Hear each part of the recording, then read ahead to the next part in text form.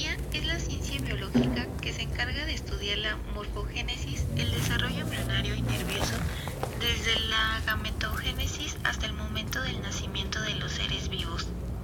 La formación y el desarrollo de un embrión es conocido como embriogénesis.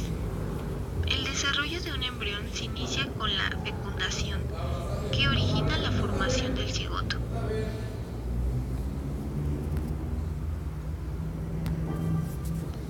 La fecundación es la unión del espermatozoide con un ovocito.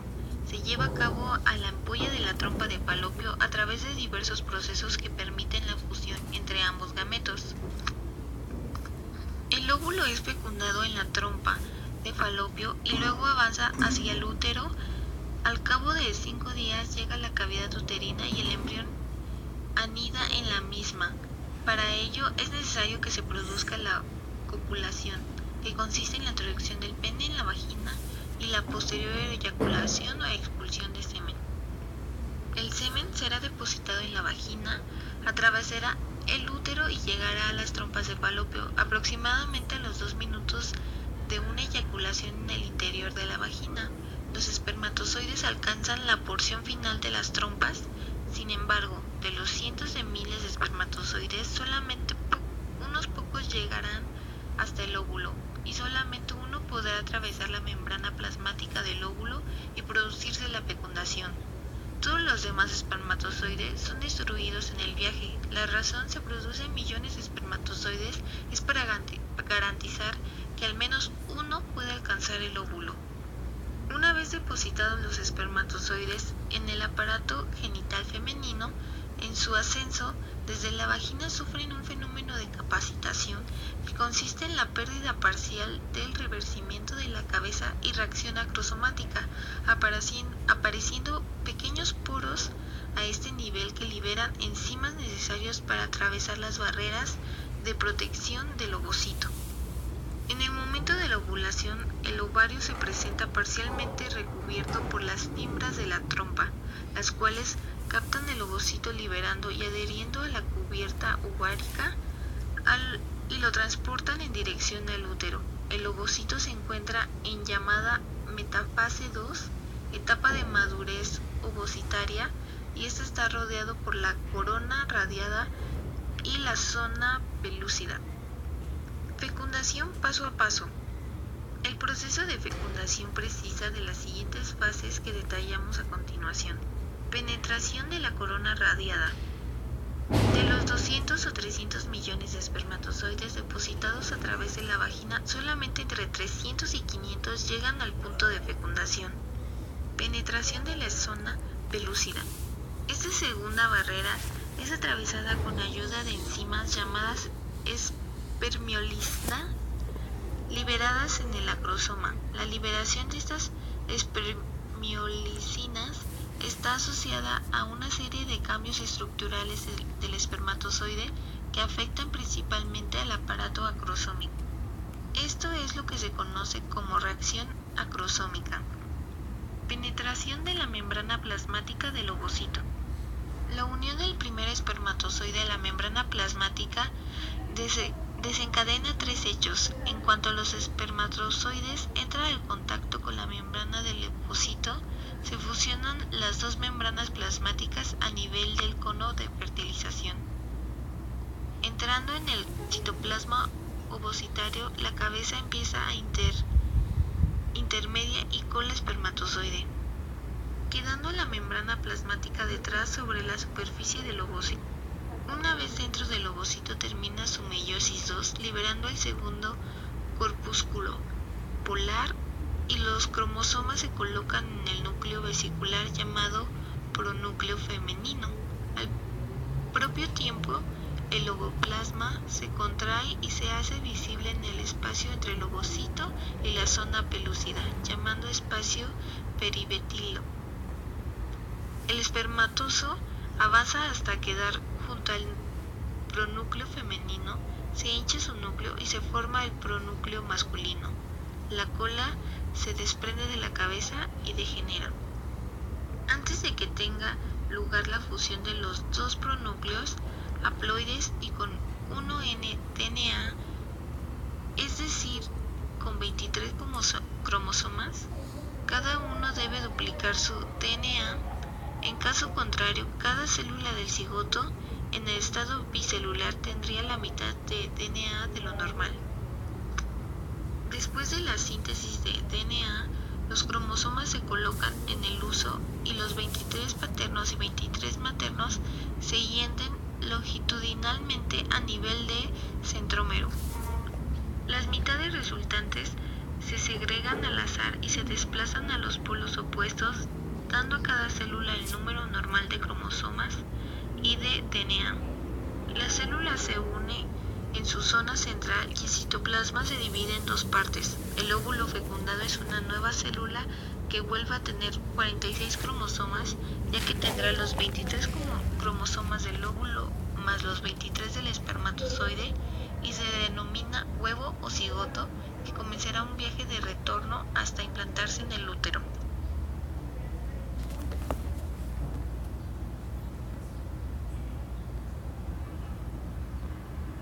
En la primera semana del periodo embrionario, el óvulo fecundado se divide por primera vez a las 24 horas de la concepción.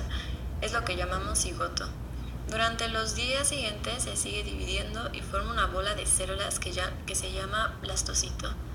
A los 5 días, las células del blastocito, que son más de 100, se separan en dos grupos, las que formarán la placenta y las que formarán el embrión, que son las células madre. Al final de esta primera semana del periodo embrionario, el óvulo fecundado desciende por las trompas de falopio para llegar al útero al 5.º día. Se ancla en la pared del útero, que se le llama implantación, al final de la primera semana, y ahí pasarán 9 meses. El útero de la madre ha cambiado y se ha adaptado a la nueva situación, que es el embarazo. La pared interna de la matriz se ha vuelto mullida y más gruesa para favorecer la implantación del blastocito. Esta unión a la pared uterina es necesaria para que el embrión reciba los nutrientes necesarios.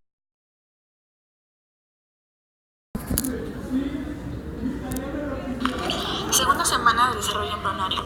Durante el 5.º día baja el endometrio, conocido como decidua. Se implanta y empieza a secretar enzimas de 6 a 7 días después de fecundación. A los 8 días, el trofoblasto se diferencia en dos capas en la región de contacto entre el blastocito y el endometrio.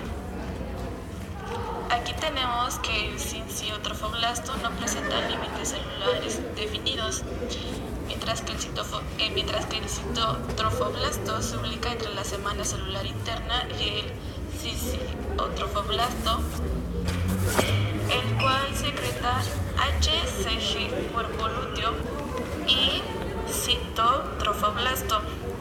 Luego tenemos que el hipoblasto tiene que ver posteriormente con saco vitelino y epiblasto, con líquido amniótico. Durante la implantación, el sinciotrofoblasto secreta enzimas que le permiten al blastocito atravesar el revestimiento uterino mediante la digestión y liquefacción de las células endometriales. El blastocito se incluye al endometrio y tercera parte interno del miometrio. Una segunda secreción del trofoblasto es la goitrofina coriónica humana, conocida también como HCG, la cual impide la degeneración del cuerpo lúteo y mantiene su secreción de progesterona y estrógenos. También se forma disco embrionario, el cual es epiblasto e hipoblasto. Aparece una cavidad dentro del epiblasto que dará lugar a la cavidad amniótica. Se forma apnios. El disco embrionario aumenta de tamaño e inicia a plegarse. El apnios lo rodea completamente, creando una cavidad amniótica. Posteriormente se llena de líquido amniótico, el cual proviene de sangre materna. Se desarrolla saco vitelino a los 8 días. La membrana exocelómica junto con el hipoblasto son las que lo forman. Se desarrollan sinusoides, los cuales tienen que ver con los vasos sanguíneos. Proceso de formación sinusoides. Tenemos que el sinciotrofoblasto se expande y se desarrolla en espacios conocidos como lagunas. En el día día 12, las lagunas se fusionan y forman estructuras más grandes e interconectadas, conocidas como redes lagunares. Los capilares endometriales en torno al embrión en desarrollo se dilatan y reciben el nombre de sinusoides. Después se forma celoma extraembrionario, que es la conexión de la placenta con la madre. Por último tenemos el corión, que se forma y se fusiona con amnios. Este da lugar a la placenta, la cual ahora produce HCG. Tercera semana del embarazo. El disco embrionario bilaminar se convierte en un disco embrionario trilaminar durante la gastrulación. Estos cambios comienzan con la aparición de la línea primitiva, en forma de un engrosamiento del epiblasto en el extremo caudal del disco embrionario. La línea primitiva procede de la migración de las células del epiblasto hasta el plano medial del disco. La invaginación de las células epiblásticas a partir de la línea P da lugar a las células mesenquimales que migran ventral, lateral y cranealmente entre el epiblasto y el hipoblasto. Tan pronto como la línea primitiva comienza a producir células mesenquimales, el epiblasto se denomina ectodermo embrionario. Algunas células del epiblasto desplazan el hipoblasto y forman el endodermo embrionario. Las células mesenquimales producidas por la línea se organizan al poco tiempo. Estas forman una tercera capa germinal, el mesodermo intraembrionario. Sin embargo, al comienzo de la semana 3, las células mesenquimales procedentes de la línea primitiva forman el proceso notocordal entre el ectodermo y el endodermo embrionario. La placa notocordal representa el eje primordial del embrión, alrededor del cual se forma el esqueleto axial, es decir, la columna vertebral. La placa neuronal aparece en forma de un engrosamiento del ectodermo embrionario, incluido por la notocorda en desarrollo. En esta placa aparece un surco neural longitudinal que está rodeado por los pliegues neurales. La unión de estos pliegues forman el tubo neural. Las células neurotérmicas forman una cresta neural entre el ectodermo de la superficie y el tubo neural. El mesodermo existe a cada lado de la notocorda y se condensa formando columnas longitudinales de mesodermo paraxial. Al final de la tercera semana, estas columnas dan lugar a las somitas.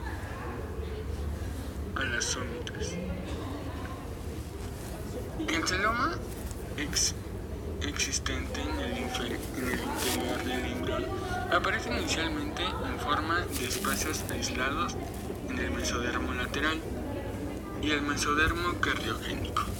Después, las vesículas celómicas forman una cavidad única en forma de herradura, que en última instancia es el origen de las cavidades corporales. Los vasos sanguíneos aparecen inicialmente en la pared de la vesícula umbilical.